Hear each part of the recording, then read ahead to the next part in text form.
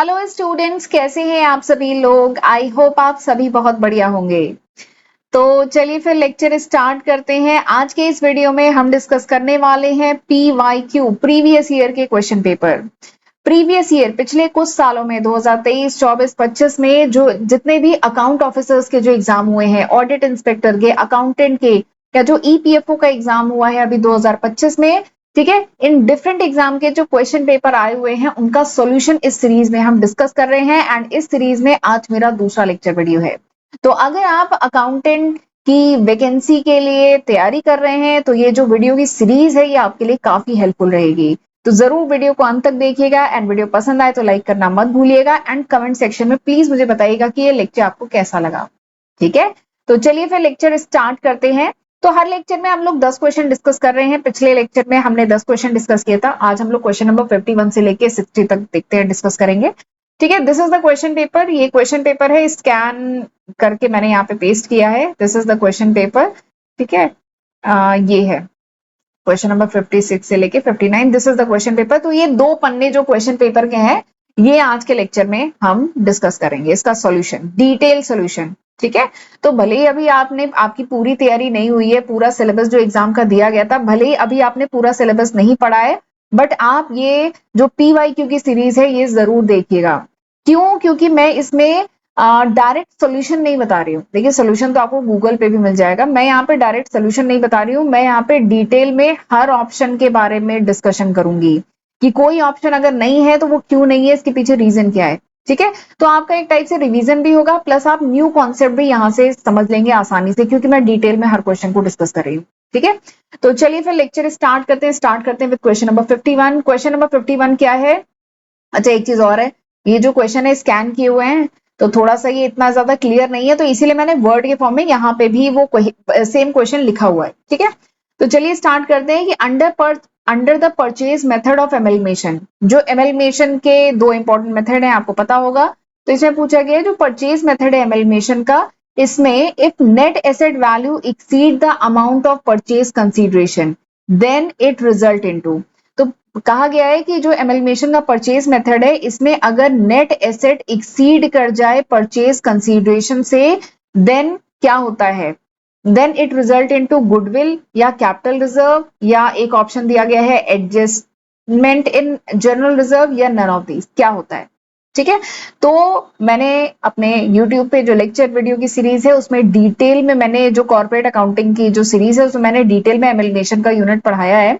तो वहां पे मैंने बताया था कि जो परचेज मेथड है एमलमेशन का, उसमें अगर परचेज कंसीडरेशन ज्यादा होता है नेट एसेट से तो इसका क्या मतलब होता है, एंड परचेज कंसीडरेशन अगर कम होता है नेट एसेट टेक ओवर से तब इसका क्या मतलब होता है। ये दोनों ही अच्छे से मैंने बताया।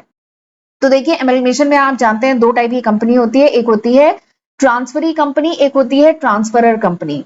ट्रांसफरी कंपनी क्या होती है? परचेजिंग कंपनी, वो कंपनी जो दूसरी कंपनी को खरीद रही है। ट्रांसफरर कंपनी मतलब सेलिंग कंपनी। तो परचेज कंसीडरेशन क्या होता है ये पहले मैं आपको बता देती हूँ। परचेज कंसीडरेशन मतलब ट्रांसफरी कंपनी, ट्रांसफरर, ये जो कंपनी है, ठीक है, ट्रांसफरी कंपनी ट्रांसफरर कंपनी को खरीदने के लिए जो भी अमाउंट पे करती है इसको कहा जाता है परचेज कंसीडरेशन। ठीक है, तो ये समझ में आ गया। अब सवाल ये पूछा गया है कि अगर परचेज कंसीडरेशन ज्यादा है नेट एसेट टेक ओवर से, यानी ये जो सेलिंग कंपनी है इसके जितने नेट एसेट हैं इससे ज्यादा है परचेज कंसीडरेशन, ज्यादा है, तो इसका क्या मतलब है? तो देखिए, परचेज कंसीडरेशन मतलब कितना अमाउंट पे कर रही है। तो सपोज करिए जो ट्रांसफरी कंपनी है वो ट्रांसफर कंपनी को 10 लाख में सपोज करिए खरीद रही है, 10 लाख में खरीद रही है। ठीक है, एंड जो ट्रांसफरर कंपनी है उसका नेट एसेट सपोज करिए है 8 लाख का, तो यहाँ पे 2 लाख एक्स्ट्रा पे कर रही है ना। तो ये एक्स्ट्रा अमाउंट क्यों पे कर रही है? आप 8 रुपए की चीज को 10 रुपए में क्यों खरीद रहे होते हैं? क्यों? क्योंकि उसका मार्केट में क्या है? गुडविल है, उसकी रेपुटेशन है, ठीक है, वो ब्रांडेड प्रोडक्ट है, इसलिए आप पे कर रहे होते हैं ना। तो बस यही लॉजिक यहाँ पे लगना है। परचेज कंसीडरेशन यानी ट्रांसफरी कंपनी ट्रांसफर कंपनी को जितने में खरीद रही है अगर वो ज्यादा है नेट एसेट टेक ओवर से, तो ये एक्स्ट्रा अमाउंट कंपनी क्यों पे कर रही होती है? Because of the goodwill of the company. ये जो कंपनी है ना इसका मार्केट में गुडविल है, उसकी रेपुटेशन है, जिसकी वजह से जो खरीदने वाली कंपनी है ट्रांसफरी कंपनी वो एक्स्ट्रा अमाउंट पे कर रही है। ठीक है, तो अगर परचेज कंसीडरेशन ज्यादा है तो क्या होता है? Because of goodwill. और अगर परचेज कंसीडरेशन कम है तो जो एक्सेस अमाउंट है वो क्या होता है, कैपिटल रिजर्व। ठीक है, अगर सपोज करिए ये जो कंपनी है इसके नेट एसेट है 8 लाख के, लेकिन ट्रांसफरी कंपनी इसको 6 लाख में खरीद रही है, ठीक है, तो ये जो 2 लाख का क्या है, 2 लाख का कैपिटल प्रॉफिट है। ट्रांसफरी कंपनी को क्या हो रहा है, कैपिटल प्रॉफिट हो रहा है। शायद ये लॉस मेकिंग कंपनी होगी, एकदम सिक कंपनी होगी, तो इसलिए ये इसको 8 लाख के एसेट थे, लेकिन ये इस कंपनी को 6 लाख में खरीद रही है, तो 2 लाख का क्या हुआ, 2 लाख का हुआ कैपिटल प्रॉफिट। एंड ये कैपिटल प्रॉफिट कैसे रिकॉर्ड करेंगे, as a capital reserve record करेंगे। ठीक है, ये लॉजिक समझ में आया, बस ये लॉजिक अगर इतना समझ में आ गया तो बस आप इस क्वेश्चन का आंसर कर लेंगे। देखिए क्वेश्चन में क्या कहा गया है, देखिए क्वेश्चन में कहा गया है कि परचेज मेथड में जो नेट एसेट अगर एक्सीड कर जाए करे परचेज कंसीडरेशन से, नेट एसेट अगर ज्यादा हो परचेज कंसीडरेशन से, ठीक है, यानी एसेट 8 लाख के हैं, लेकिन अगर आप उस कंपनी को 6 लाख में खरीद रहे हैं तो 2 लाख का क्या हुआ, प्रॉफिट हुआ ना। ठीक है, and this profit is capital profit and it is recorded as capital reserve. तो यहाँ पे आंसर क्या होगा, कैपिटल रिजर्व। लेकिन अगर इसी की जगह इसको पलट देते तो आंसर क्या होता, गुडविल होता। ठीक है, तो यहाँ पे समझ में आ गया, option B is the correct answer. ठीक, अगला क्वेश्चन देखते हैं। अगला क्वेश्चन ज्वाइंट वेंचर अकाउंट जो टॉपिक है ना वहां से है। ज्वाइंट वेंचर भी मैंने अपने चैनल पे डिटेल में पढ़ाया है, 4 से 5 लेक्चर वीडियो में डिटेल में पढ़ाया है। ठीक है, क्वेश्चन क्या है कि memorandum joint venture account is prepared when. तो ज्वाइंट वेंचर अकाउंट में जो अकाउंटिंग करने का जो तरीका है, कुछ 3-4 मेथड उसमें यूज होते हैं। ठीक है, तो उसी में से एक मेथड है मेमोरेंडम ज्वाइंट वेंचर अकाउंट।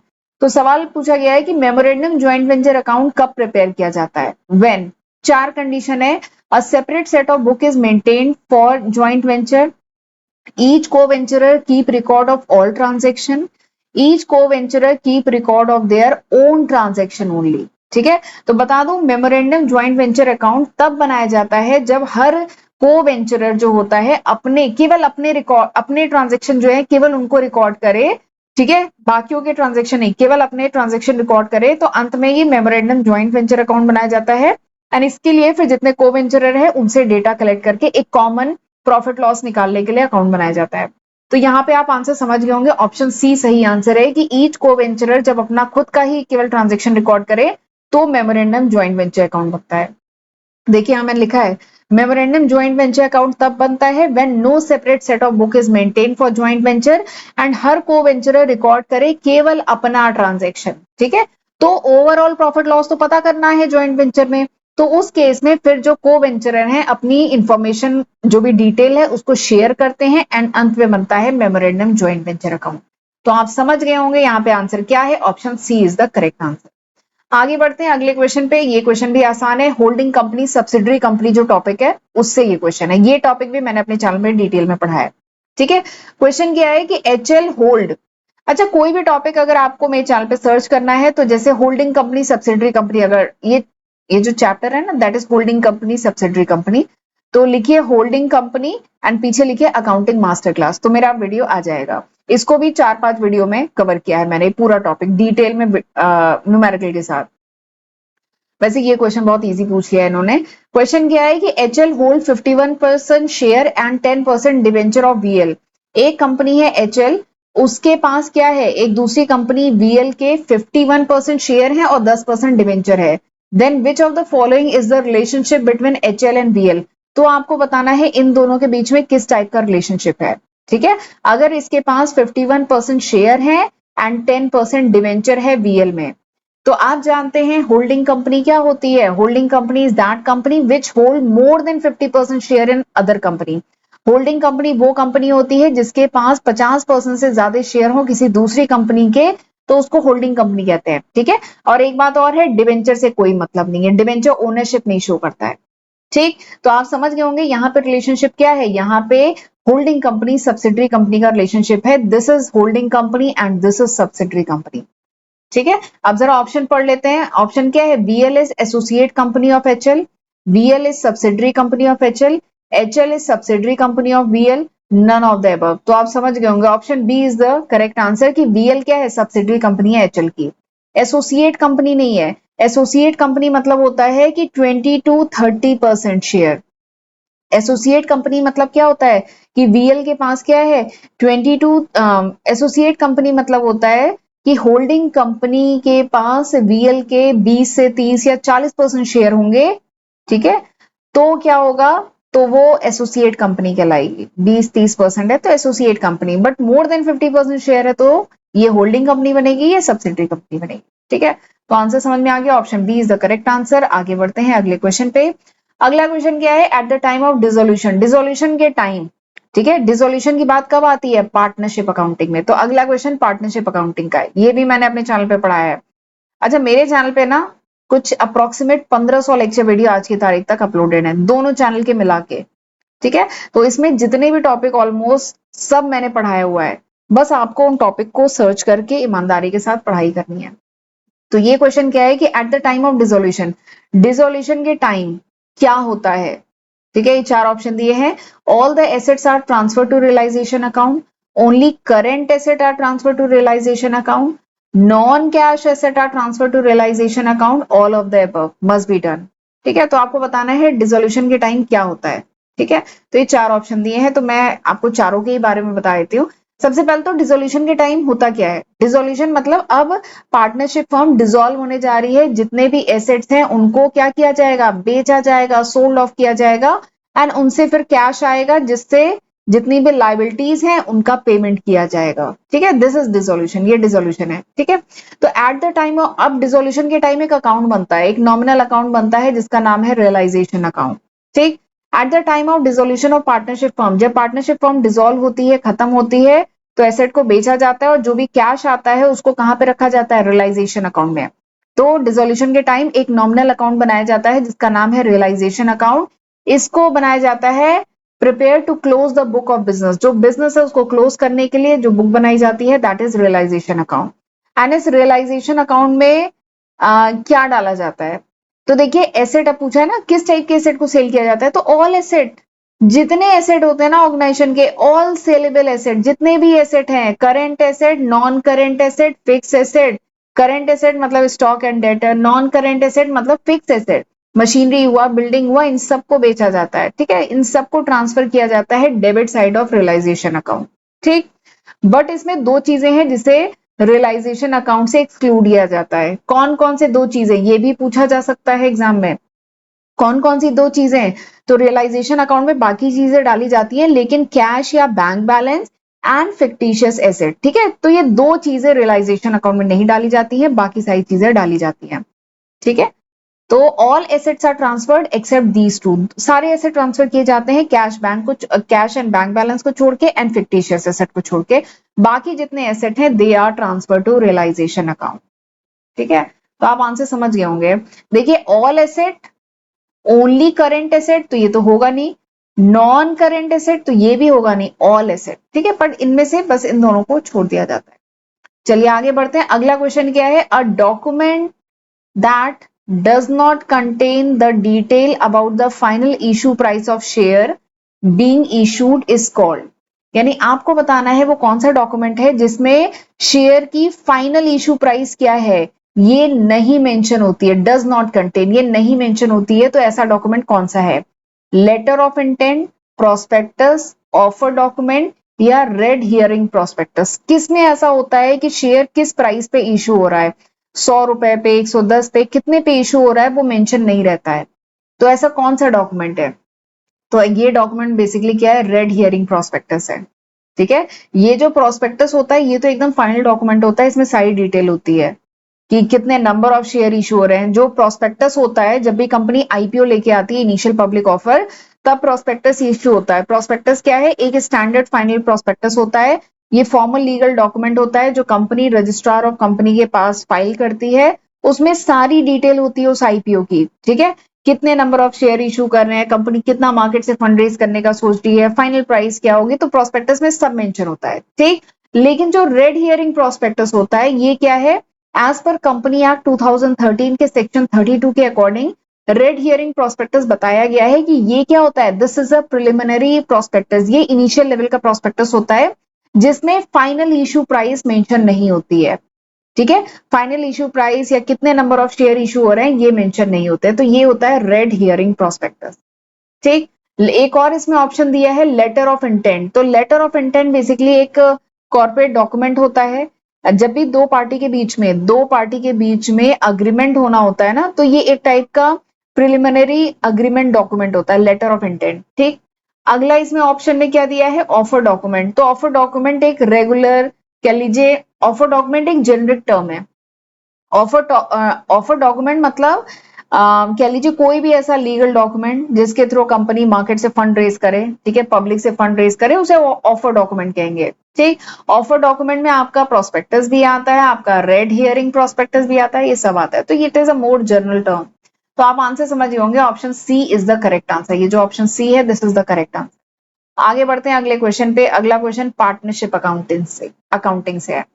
और एक बात है, ये गार्नर वर्सेस मूरी रूल, ठीक है। मैं एलटी ग्रेड पिछले साल ही 2025 में दिसंबर में एलटी ग्रेड का एग्जाम हुआ था। मतलब चाहे आप एलटी ग्रेड का exam, UP TGT PGT, net का एग्जाम या अकाउंटेंट का एग्जाम, जैसे मैं तो कई एग्जाम की तैयारी करती हूँ, मैं देखती हूँ इस टॉपिक पे क्वेश्चन आता ही आता है, ठीक है। तो दिस इज इंपॉर्टेंट, क्योंकि पार्टनरशिप अकाउंटिंग तो बहुत कॉमन टॉपिक है और कई कॉम्पिटेटिव एग्जाम में ये आता है। तो अगेन इस पे एक क्वेश्चन यहां पर भी है कि in Garner versus Murray rule, insolvency loss is borne by solvent partner in capital ratio, final claim ratio, profit sharing ratio, none of the above. ठीक है, तो पार्टनरशिप अकाउंटिंग में एक बहुत इंपॉर्टेंट और बहुत अच्छा रूल है जिसपे बहुत ज्यादा कॉम्पिटेटिव एग्जाम में क्वेश्चन पूछे जाते हैं कि गार्नर वर्सेस मूरी रूल। ठीक है, तो ये क्या कहता है कि इंसॉल्वेंसी लॉस अगर है तो वो सॉल्वेंट पार्टनर बियर करते हैं, ठीक है, बट किस रेशियो में, ये आपको बताना है। तो सबसे पहले तो आपको ये रूल पता होना चाहिए। तो according to Garner versus Murray rule, अगर कोई पार्टनर इंसॉल्वेंट हो जाए, ठीक है, पार्टनरशिप अकाउंटिंग में कई पार्टनर है, एक पार्टनर इंसॉल्वेंट हो गया during the dissolution of partnership firm जब डिसॉल्व हो रही है, अगर कोई पार्टनर इंसॉल्वेंट हो जाए तो बाकी बचे हुए पार्टनर को उसका लॉस बियर करना होता है ना। तो जो भी कमी आ रही है, डिफिशियंसी आ रही है, जो भी इंसॉल्वेंसी लॉस है, वो सॉल्वेंट पार्टनर बियर करेंगे। अब सवाल आता है किस रेशियो में, कैपिटल रेशियो में। ठीक है, यहाँ पे प्रॉफिट शेयरिंग रेशियो, बच्चे झट से इसको आंसर करते हैं, बट यहाँ पे प्रॉफिट शेयरिंग रेशियो नहीं, कैपिटल रेशियो में उसको बियर करेंगे। ये गार्नर वर्सेस मूरी रूल में बताया गया है। ठीक है, तो आंसर आप समझ गए होंगे, option A is the correct answer. ये option A is the correct answer. आगे बढ़ते हैं, अगला क्वेश्चन देखते हैं। अगला क्वेश्चन है, एक बिजनेस ने बोरो किया है 60,000 फ्रॉम अ बैंक। ठीक है, एक बिजनेस ने 60,000 बैंक से बोरो किया and use the cash to buy a computer. इस कैश को यूज किया कंप्यूटर खरीदने के लिए। तो how is the accounting equation affected by these transaction, इस ट्रांजेक्शन से अकाउंटिंग इक्वेशन कैसे इफेक्ट होगा। तो देखिए, सबसे पहले क्या किया, बैंक से पैसे बोरो किए 60,000। तो ऑर्गेनाइजेशन में कैश क्या हुआ, बढ़ा कि घटा, ऑर्गेनाइजेशन में 60,000 बढ़ गया, लेकिन ऑर्गेनाइजेशन पे करंट लायबिलिटी भी तो बढ़ गई। बैंक से लोन लिया तो एक करंट लायबिलिटी है, तो करंट लायबिलिटी भी बढ़ गई, करंट एसेट भी बढ़ गया। ठीक है, अब इस 60,000 रुपए का कंप्यूटर खरीद लिया। ठीक है, तो करंट, ये जो कंप्यूटर है ऑर्गेनाइजेशन में आ गया, तो कंप्यूटर तो बढ़ गया। ठीक है, ये ऑर्गेनाइजेशन में करंट एसेट आ गया, computer is a fix asset, पर एसेट तो है ना। ठीक है, कंप्यूटर आ गया, एसेट बढ़ गया, कितना बढ़ गया, 60,000। लेकिन क्या है, कैश तो ऑर्गेनाइजेशन में कम हो गया ना, ये भी एसेट है, कैश क्या है, एसेट है। 60,000 कैश कम हो गया, तो 60,000 का कंप्यूटर आ गया, तो कैश कम हो गया, कंप्यूटर बढ़ गया, दोनों ही एसेट है, तो दोनों एक दूसरे को नलीफाई कर दे रहे हैं, ये नलीफाई कर दे रहे हैं। ठीक है, तो एक्चुअली इसमें नेट इफेक्ट पूछा गया है, एसेट बढ़ेगा, लायबिलिटी चेंज, अनचेंज रहेगा, इंक्रीज डिक्रीज क्या होगा, ये पूछा गया है। ठीक है, तो ये हमें देखना पड़ेगा इस तरीके से। तो ये तो देखिए एक दूसरे को नलीफाई कर ले रहे हैं, अल्टीमेटली ये हो रहा है, एसेट भी बढ़ रहा है, लायबिलिटी भी बढ़ रही है। तो आप समझ गए होंगे, option C is the correct answer, कि अगर ये ट्रांजेक्शन है तो अकाउंटिंग इक्वेशन पे क्या इंपैक्ट है, एसेट भी बढ़ेगा, लायबिलिटी भी बढ़ेगी।